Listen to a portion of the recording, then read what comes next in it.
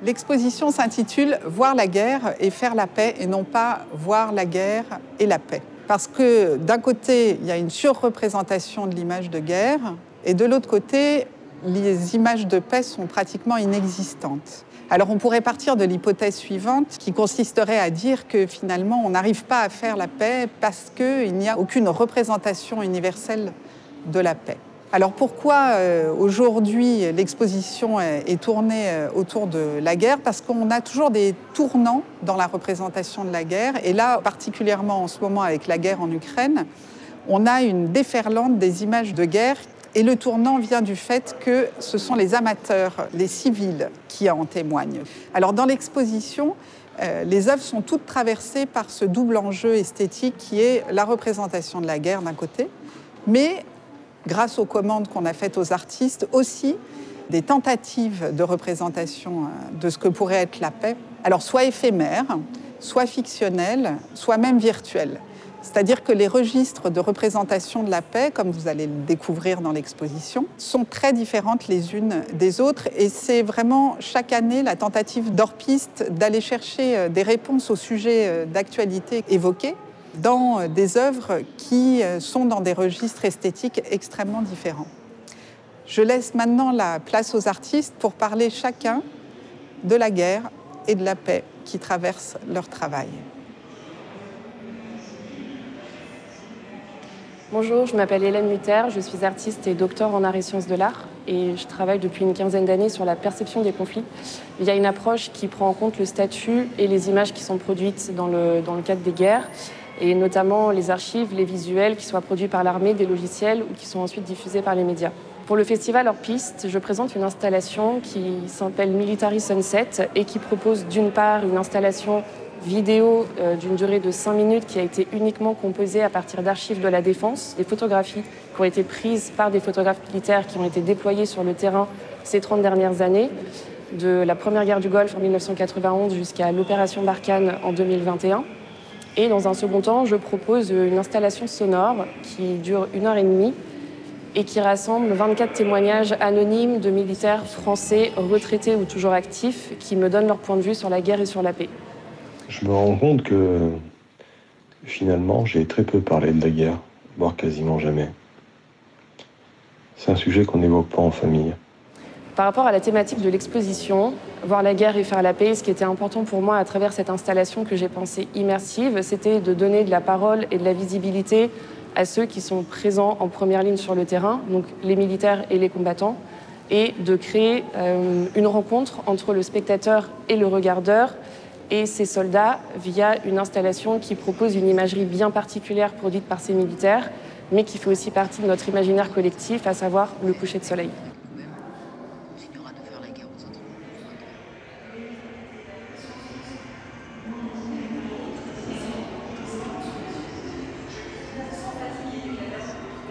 Je suis Thibaut Brunet et j'ai travaillé dans le cadre du festival Orpiste à un projet qui s'appelle Minecraft Explorer. Minecraft Explorer, qu'est-ce que c'est? C'est une exploration scientifique réalisée à l'intérieur du jeu vidéo Minecraft. Minecraft, c'est le jeu probablement le plus joué au monde, où on peut à peu près tout faire. Et j'ai invité des chercheuses et une juriste pour interpréter ce monde de Minecraft et essayer de le comprendre et le découvrir. Dans les paysages que je parcours est ressources, des ressources que je peux prendre pour moi, que je peux transformer, manufacturer et plus tard échanger. La première chercheuse qui s'appelle Bénédicte Fontaine et qui est doctorante en anthropologie s'est posé la question de la figure de l'ennemi et de qu'est-ce qui faisait un ennemi à l'intérieur du jeu vidéo. Et tout doucement, Bénédicte s'est rendu compte que finalement, le problème dans cette équation-là, c'était elle-même et que finalement, l'antagoniste, le problème du jeu, c'était le joueur. Seul reste la probabilité d'une menace, que je sois une menace. Je suis l'ennemi. Je ne suis pas un explorateur, je suis un conquérant. Et les conquérants envahissent et tuent sur leur passage.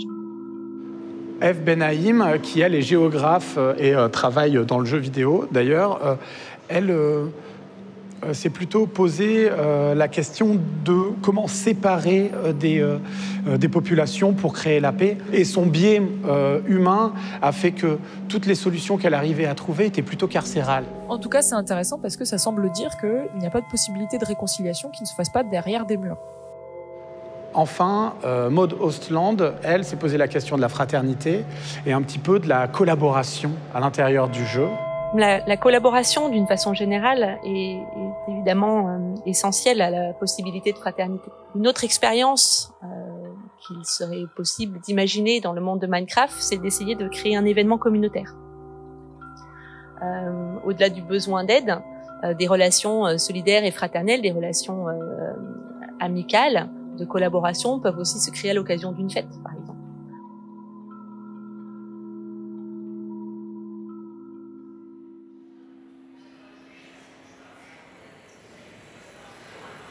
Je m'appelle Oriane Siantard-Olive, je suis photographe. Ma pratique s'ancre dans la poésie, dans la philosophie et dans la recherche documentaire. Et je m'intéresse plus particulièrement aux questions du devenir et de la trajectoire, qu'elles soient individuelles ou collectives, dans des environnements en tension. Hacker est une œuvre immersive et interactive qui place en son centre un smartphone et qui est connecté à un compte Instagram qui s'appelle Stuck in Here, qui reçoit et diffuse en temps réel, en direct, des photographies et des témoignages de jeunes civils coincés dans la guerre en Ukraine. D'un côté de ce téléphone se trouve une grande carte de l'Ukraine sur laquelle sont positionnés 5 autres téléphones qui diffusent des vidéos tournées et captées par les jeunes Ukrainiens sur place. Et chacun de ces téléphones est relié lui-même à un câble lumineux qui représente un canal de télécommunication, donc réseau social ou messagerie. Et donc nous avons TikTok, Viber, Signal, Snapchat et Telegram. Ils diffusent comme une pulsation pour montrer le flux d'informations. Et tout est en temps réel, donc si pendant toute la durée de l'exposition, par exemple, un canal de télécommunication, comme Instagram par exemple, est détruit et coupé, le câble sera également coupé pendant la durée de l'exposition. De l'autre côté du téléphone, est diffusée en continu une projection accompagnée d'une pièce sonore qui diffuse les photographies des jeunes Ukrainiens avec pour particularité de publier des photographies qui viennent du cœur de la guerre mais sans aucune image de guerre. Je m'appelle Misha, j'ai 26 ans. Je suis née et j'ai grandi à Kiev. Je suis actuellement installée dans l'ouest de l'Ukraine. Je n'oublierai jamais ce matin du 24 février, à 7 heures. Ma mère m'a réveillée avec un appel. « Misha, la guerre a commencé. Nous ne serons plus jamais les mêmes après cette guerre. » Ce dispositif qui évolue en temps réel permet d'expérimenter un décentrement du regard vers d'éphémères moments de paix pour questionner notre rapport à la guerre, mais aussi toute une réflexion autour de la censure et de l'autocensure et également de nos propres comportements derrière nos smartphones.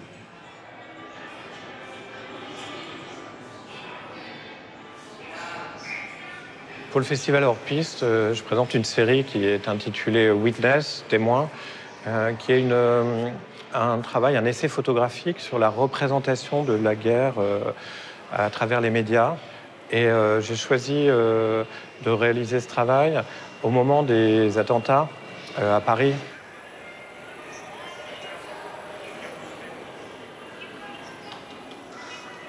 J'ai été très marqué par ces événements, connaissant personnellement des gens dans la rédaction de Charlie Hebdo, mais aussi parce que je me rendais compte qu'on avait un flux ininterrompu d'images qui parvenait aussi bien dans les médias plus anciens que les nouveaux médias aujourd'hui et les réseaux sociaux, et qu'on avait beaucoup de mal à décrypter les images qu'on recevait, cette violence, cette espèce de spectacularisation d'images qu'on avait sur les représentations de guerre ou d'attentats. Et j'avais envie de réaliser une série qui montre, à partir de ces différentes sources, qui sont la télévision, mais aussi la vidéo, les smartphones et les jeux vidéo, donc à la fois la réalité et une réalité virtuelle, ce foisonnement d'images qui nous arrive dans un monde hyperscopique aujourd'hui, et à partir de ça, de réaliser donc une série qui a à peu près une centaine d'images. Aujourd'hui, il y en a 2 qui sont présentées dans Hors Piste. Ces 2 photos sont emblématiques parce qu'il y en a une qui représente un civil dans une ville en train de courir, qui peut être la cible d'un sniper. Et l'autre photo est une escouade finalement aéroportée qui arrive sur un terrain donc hyper armé et en mouvement. Et donc ces 2 images font écho parce que l'une représente donc le côté urbain, civil, et l'autre représente les combattants. Et ici, je présente à la fois une image qui est extrait d'un documentaire et l'autre d'un jeu vidéo. Mais l'intéressant, c'est quand on voit ces deux images, où il y a une perspective, il y a du mouvement, elles sont floues, on a une espèce de sentiment de confusion d'images et en même temps, ça nous fait penser un peu à toutes les guerres contemporaines, récentes, depuis la guerre de Yougoslavie, où, par exemple, la ville peut faire penser aussi bien à une ville de Syrie, d'Irak, pourquoi pas d'Ukraine aujourd'hui. C'est pour ça que quand on voit ces images, on peut être un peu désorienté et on se demande finalement à quelle guerre elles appartiennent. Mais en tout cas, je pense qu'elles touchent le spectateur parce qu'elles diffusent une émotion, une certaine poésie, une intemporalité et une façon de parler de la guerre autrement, d'une manière plus... une espèce de dramatisation poétique de la guerre, mais qui correspondent à une vision universelle de communication.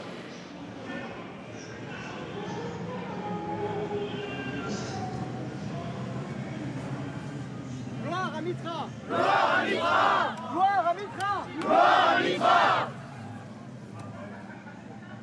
Ce qu'on présente pour la 18e édition du Festival Hors-Piste, c'est une installation qui s'appelle Tractation et qui fait un petit peu suite à un projet de film qu'on a développé ensemble dans un jeu de rôle Grandeur Nature. Donc les jeux de rôle Grandeur Nature, c'est, on va dire, pour être simple, des jeux un peu comme les jeux de plateau, qui sont souvent on connaît un petit peu, mais à une échelle, on va dire, réelle ou échelle humaine et qui peut compter beaucoup de monde. Dans le cas de ce jeu-là, qui a été organisé par l'association Evoniris, et ça comptait plus de 1200 personnes. Je vais vous demander également de penser à une chose que vous pourriez avoir fait, vous pourriez regretter, et une chose qui pourrait ne pas avoir plu à Mitra, par exemple.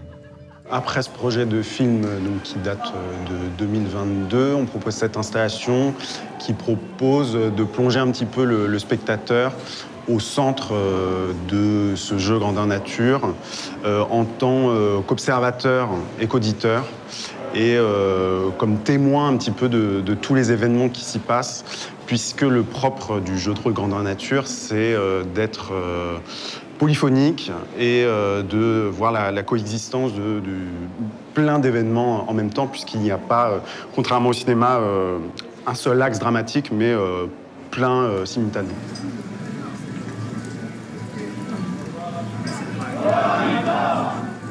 C'est-à-dire que, étant donné qu'il y a, on va dire, plus de 1000 personnes, on se retrouve dans une situation où potentiellement il y a autant de conflits qu'il y a de personnages. Donc ça fait possiblement énormément de situations à suivre. Et nous, c'est vrai que c'est ça qui nous a intéressés, en fait, d'être complètement malmenés, que ça soit avec la caméra ou avec les micros, enfin en tout cas avec les outils d'enregistrement, pour savoir qu'est-ce qu'on était censé suivre dans, on va dire, l'organisation un peu tentaculaire de ce jeu. Peut-être pour positionner un petit peu le jeu, c'est un jeu qui s'appelle Les Légendes d'Iboré, qui se passe dans l'univers de Conan le Barbare, donc il y a un univers assez guerrier, et où se joue énormément de tractations politiques, de combats.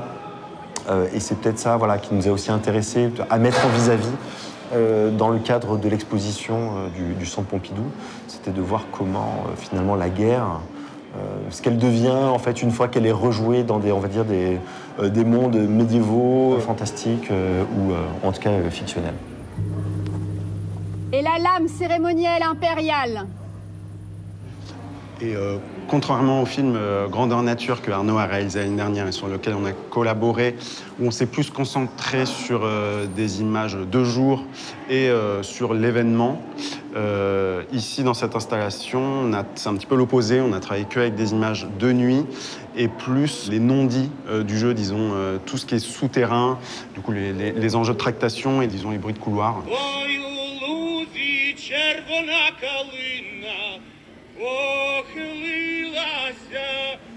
Je m'appelle Émeric Tuisset, je suis artiste plasticien. Ça va faire bientôt 20 ans que je travaille sur la guerre et ses représentations. Moi, ce qui m'intéresse à la base, c'est vraiment l'histoire en construction.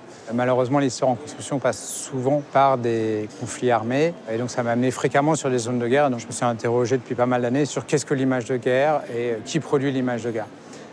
L'idée de cette exposition, c'est de proposer au Centre Pompidou une exposition manifeste autour de l'image de guerre et de la place des reporters de guerre. À la fois, qu'est-ce que l'image de guerre et qu'est-ce que ça veut dire produire de l'image de guerre aujourd'hui. La guerre en Ukraine, pour moi, marque un nouveau tournant. Donc c'est cet exemple que j'ai choisi de présenter ici, dans cette installation, puisque pour la première fois, l'image amateur va prendre le dessus sur les images faites par les professionnels, va prendre le dessus dans la documentation des événements les plus marquants de cette guerre. Que ce soit les manifestations dans les territoires occupés, que ce soit la destruction du pont de Crimée, que ce soit la ligne de front, que ce soit la bataille d'Azovstal, les quasiment seules représentations qu'on a de ces événements-là sont faites avec des images amateurs.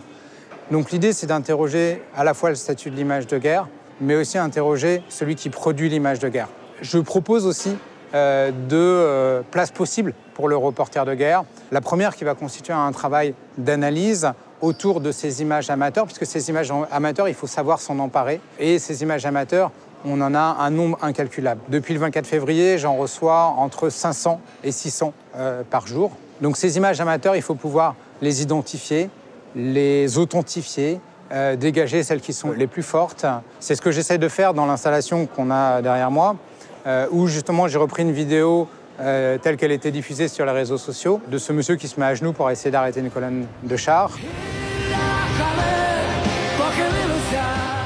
Ensuite, je suis parti dans un travail d'enquête pour retrouver la vidéo originale.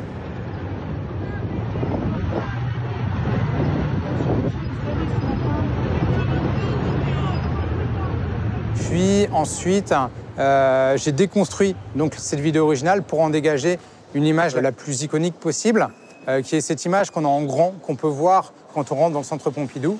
Et cette image, plus on va s'en rapprocher, plus elle va prendre un caractère abstrait. Et en fin de compte, c'est aussi cette métaphore de la nécessaire prise de distance sur l'image pour pouvoir en avoir une meilleure lecture. Et puis, ensuite, j'ai continué mon travail d'enquête pour identifier le lieu dans lequel ça s'est passé, la rue dans laquelle ça s'est passé.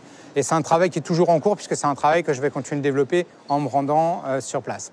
Et puis, une autre réponse possible, c'est une approche de type post-documentaire, où je présente donc, un projet que j'ai fait début mars 2022, donc auprès de différents groupes de résistants ukrainiens. J'ai photographié ces résistants de dos, de manière à préserver leur anonymat. Je les ai aussi photographiés de face, mais je les montrerai quand la situation le permettra. Et puis, je leur ai donné un questionnaire avec deux questions. Qu'est-ce que vous aimeriez qu'il se passe maintenant et qu'est-ce que vous pensez qu'il va se passer? L'idée étant qu'ils puissent aussi se réapproprier leur propre récit. Et puis, je vais présenter ici différents chapitres avec différents exemples. Je vais m'interroger sur les mèmes aussi dans la guerre, puisque c'est la première fois qu'on a une utilisation massive des mèmes dans la guerre. Je vais essayer de construire une chronologie de cette guerre en Ukraine, m'intéresser justement sur ces événements extrêmement iconiques et voir les images qui ont pu être produites par ces amateurs.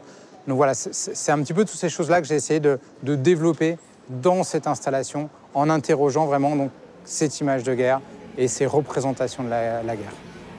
Ой, у лузі червона калина похилилася, чогось наша славна Україна зажурилася.